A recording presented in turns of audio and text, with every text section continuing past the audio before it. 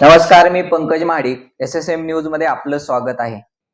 दिवाळी आणि महाराष्ट्रातील विधानसभेची निवडणूक एक साथ आल्याने सध्या दिवाळीच्या वातावरणासोबतच निवडणुकीला जोरदार रंगत सुरू झालेली आहे. आज आपण पलूस कडेगाव मतदारसंघातील विविध विषयांवर चर्चा करणार आहोत. त्यासाठी या मतदारसंघात कोण आमदार होणार, या मतदारसंघात काय काय विकास कामं झाली आणि निवडून येणाऱ्या आमदारांकडून काय अपेक्षा आहेत, यावर सविस्तर चर्चा करण्यासाठी आपल्यासोबत पंचायत समितीच्या माजी सभापती मंदाताई करंडे आहेत. तर त्यांच्यासोबत आपण सविस्तर चर्चा करणार आहोत. ताई नमस्कार. नमस्कार. पहिलाच प्रश्न, संग्राम भाऊंच्या बाबतीत बहीण म्हणून तुम्ही काय सांगाल? पहिल्यांदा अगदी संग्राम भाऊंची बहीण मी आहे याचा फार मला आनंद होतोय. आणि भाऊंची बहीण मीच नाही तर पलूस कडेगाव मतदारसंघातील सर्वच बहिणींना संग्राम भाऊंसारखा भाव मिळालाय, त्यामुळे सर्व बहिणी आनंदी आहेत. लाडकी बहीण योजनेचा फायदा होईल का महायुतीला? हो, 100% लाडकी बहीण योजनेचा फायदा महायुतीला होणार आहे. या मतदारसंघात संग्राम देशमुखांच्या माध्यमातून काय काय विकास कामं झाली? या मतदारसंघात संग्राम भाऊंच्या माध्यमातून ज्या वेळेला संग्राम भाऊ झेडपी अध्यक्ष होते त्यावेळेला पलूस कडेगाव मतदारसंघात कोट्यावधीची म्हणजे जी कामं मंत्री महोदयांनी आमदारांनी करायला हवी होती ती कामं आदरणीय संग्राम भाऊंच्या माध्यमातून झालेली आहेत. म्हणजे वाडी वस्तीवरती पाणी पुरवठा असेल, गावात मंदिरांची कामं असतील, बंदिस्त गटार असेल, स्मार्ट शाळा असतील, मिनी अंगणवाडी असतील, PSC असेल, पेयजल योजना असेल, पंतप्रधान ड वर्ग घरकुल योजना असेल, आणि सर्वात महत्वाचा आणि जिव्हाळ्याचा प्रश्न म्हणजे जो प्रश्न अडगळीला पडलेला होता, जी लोक समाजापासून जरा साईडला होती, दिव्यांगांसाठी भाऊनी फार मोठं एक जिल्ह्यात उपक्रम राबवला, अभियान राबवलं.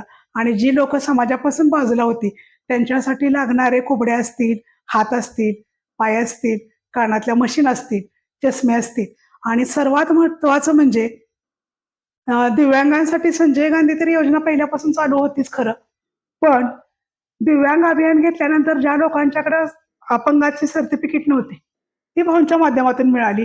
आणि भाऊंच्या माध्यमातून ज्या वेळेला भाऊ अध्यक्ष झाले त्यावेळेला मला नाही असं वाटत की कुठली कामं कुठल्या वाडी वस्तीवरती किंवा हे आमच्या पार्टीची नाहीत, हे आमच्या पार्टीची ग्रामपंचायत नाही आणि त्यांनी मागणी केली आणि त्यांना आपण द्यायचं नाही, असं कुठेही झालेलं नाही.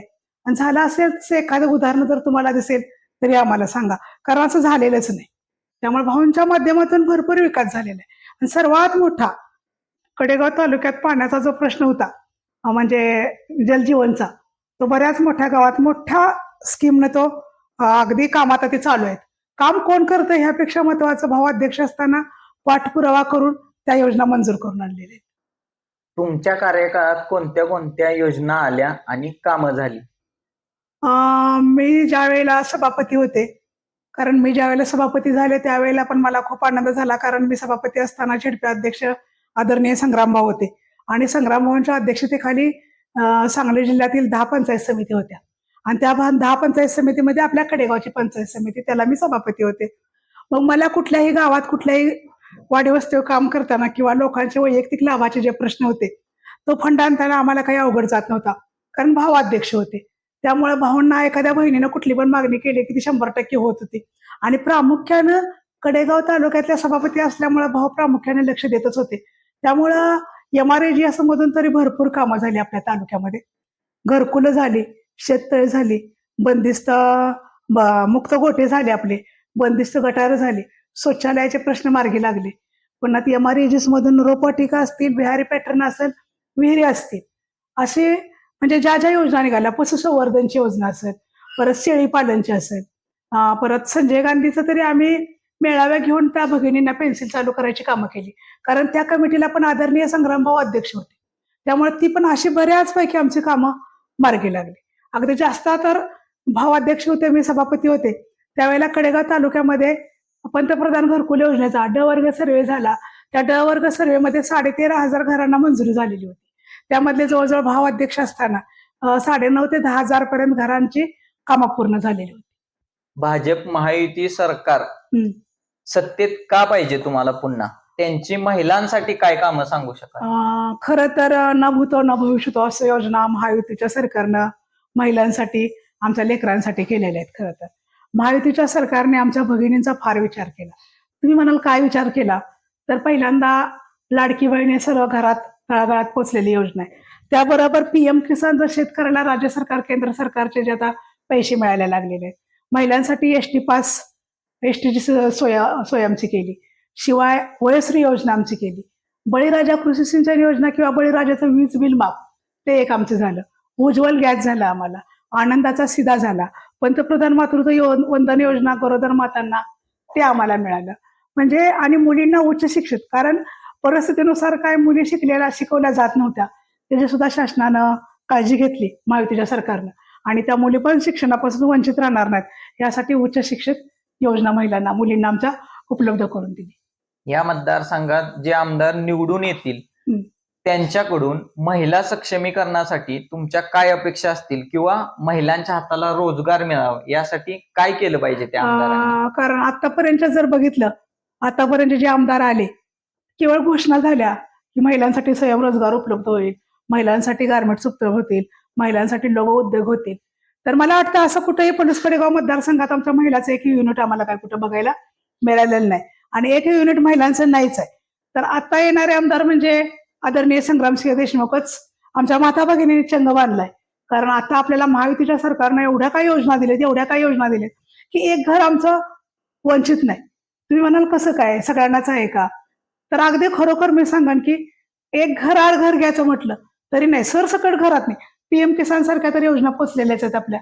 लेक लाडकी बहीण लाडकी सर पोचलेलं आहे. त्यामुळे महिलांनी चंग बांधलाय की महायुतीचं सरकारच आलं पाहिजे, आणि महायुतीचं ज्या वेळेला सरकार येईल, संग्रामभाऊ ज्यावेळेला आमदार होणारच आहे, त्यावेळेला पलूस कडेगाव मतदारसंघात एक विजन होईल की महिलांसाठी एक छोटा मोठा युनिट पलूस कडेगाव मतदारसंघात उभं राहतील, आणि बचत गटाच्या माध्यमातून महिलांचं प्रचंड जाळं विखुरलेलं आहे, आणि त्या महिलांना एक स्वयंरोजगाराची संधी उपलब्ध होईल, आणि ते उपलब्ध करून संग्रामभाऊ देतील अशी मी तर 100% महिलांना एक ग्वाहीच देते की भाऊंच्या माध्यमातून आपल्याला स्वयंरोजगार 100% मिळेल म्हणून. विद्यमान आमदारांच्या माध्यमातून मतदारसंघात काय विकास कामं झाली का? खरं तर विद्यमान आमदारांच्या माध्यमातून विकास कामं झाली असतील तर मला वाटतं की आमच्यापेक्षा जास्त तुम्हालाच माहिती आहे. विद्यमान आमदारांच्या बाबतीत तर शाळा कॉलेज म्हणजे काय विकास काम आम्ही म्हणू शकत नाही. त्यामुळे हे सगळीकडेच आहे. त्यामुळे विकास कामं काय झाली की ह्यावर मी काय बोलणारच नाही, कारण आम्हाला तर काय दिसतच नाहीत खरं तर विकास कामं. आणि आमचा जो प्रश्न आहे जिव्हाळ्याचा महिलांचा, ते स्वयंरोजगार, महिलांसाठी एक मोठं युनिट उभं व्हावं. आज आम्ही संजय गांधी निराधारचं कुठल्या जातीची पंथाची काय कुठं बघितली नाही, कारण भाऊ ज्या वेळेला अध्यक्ष झाले त्यावेळी ना भाऊनी सरसकट पेन्शन द्यायला सुरुवात केली होती. महिला शोधून घ्या, बघा, ही करा सांगायचं. बांधकाम कामगाराच्या माध्यमातून आम्ही आता 12-13 हजार महिलांना लाभ दिलेला आहे. संजय गांधीच्या माध्यमातून दिलेला आहे, एकल पालकच्या माध्यमातून आम्ही दिलेला आहे. विधवा परित्यक्ता महिलांच्या पाठीशी, पिवळी रेशन कार्ड अंत्योदय असेल त्याच्या पाठीशी आम्ही ठामपणे भाऊंच्या माध्यमातून आम्ही कामं करतोय. आम्हाला कुठेही कामं करत असताना अडचण येत नाही. त्यामुळे ह्या आमच्या महिलांनी आम्ही जे मंत्री आमदार जे कामं करणार नाहीत त्या आमचे आदरणीय संग्रामभाऊ अध्यक्ष असताना कामं केलेली आहेत.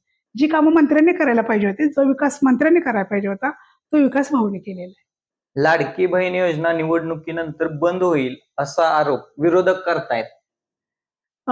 शेवटी कसं आहे, ते विरोधकांना आता कोणतं विजन राहिलेलं नाही, आणि ते दिशाभूल करायचं काम करायला लागले. लाडकी बहीण योजना निवडणूक झाल्यावर बंद होईल म्हणतात. त्याचं कारण असं की त्यांनी आताच यावेळेला आम्हाला 1500 रुपये मिळायला सुरू झाले, त्यावेळेला त्यांनी असं सुरुवात केलं होतं की मिळणारच नाही, हे अफवा आहेत, खोटं आहे. ज्या वेळेला महिलांच्या खात्यावर पैसे यायला सुरुवात झाली त्यावेळेला त्यांनी सांगितलं की हे 2च महिने पैसे आहेत, तुम्हाला मिळणार नाहीत परत. पण महायुतीचं सरकार एवढं अभ्यासू सरकार आहे, एवढं मार्गदर्शन त्यांचं चांगलं आहे की त्यांनी काय केलं, आचारसंहितापूर्वीच ॲडव्हान्समध्ये 2 हप्ते सुद्धा महिलांच्या खात्यावरती आपल्या ऑक्टोबर-नोव्हेंबरचे वर्ग केले. त्यामुळे बंद व्हायचा काही विषय येत नाही. पण आमची ही योजना बंद व्हावी म्हणून, महायुतीच्या सरकारची योजना बंद व्हावी म्हणून हे विरोधक कोर्टात गेले की ह्याला स्टे येऊ द्या म्हणून, कारण काहीच करून बंद होत नाही म्हणून कोर्टात गेले. ह्याच्या पलीकडे ते असं जाऊन सांगतात की आमचं सरकार आलं की तुम्हाला आम्ही 3000 चालू करू, म्हणजे हे चक्क दिशाभूल करायचंय हो. त्यामुळे त्यांनी हे असं दिशाभूल करू नये, आणि महिला तर ह्या गोष्टीला बळी पडणार नाहीत, कारण आता फार सुज्ञ महिला झालेत आणि हुशार झालेत, आणि ह्या सगळ्या महायुती सरकारच्या लाडक्या बहिणी आहेत, कारण भावाची ओवाळणी त्या वाया जाऊन देणार नाहीत कधी. त्यामुळे आम्ही असल्या फसव्या योजनेवरती, फसव्या अफवावरती काँग्रेसच्या आम्ही विश्वास ठेवणार. मीच काय, माझ्या पलूस कडेगाव मतदारसंघातली कोणतीही भगिनी ह्या म्हणजे असल्या फासल्या अफवांना बळी पडणार. राज्यात कुणाचं सरकार येईल वाटतंय? राज्यात अगदी 100% महायुतीचं सरकार येणार आहे. 100% येणार आहे. कारण आता तुम्ही घरी मोदीजींच्या एवढा विश्वास आहे आमच्या माता भगिनींचा, की मोदी साहेबांची एक योजना अशी फसवी झालेली आहे. त्यामुळं पुन्हा एकदा राज्यात कमळच फुलणार आहे आणि महायुतीचं सरकार येणार आहे. तर या होत्या मंदाताई, ज्यांनी आपल्यासोबत सविस्तर मतदारसंघासोबतच राज्यातील विषयांवर चर्चा केली. विविध प्रश्नांची त्यांनी उत्तरं दिली आणि संग्राम देशमुख या मतदारसंघातून आमदार होतील असा त्यांना दृढ विश्वास वाटतो. ताई, धन्यवाद. नमस्ते, धन्यवाद.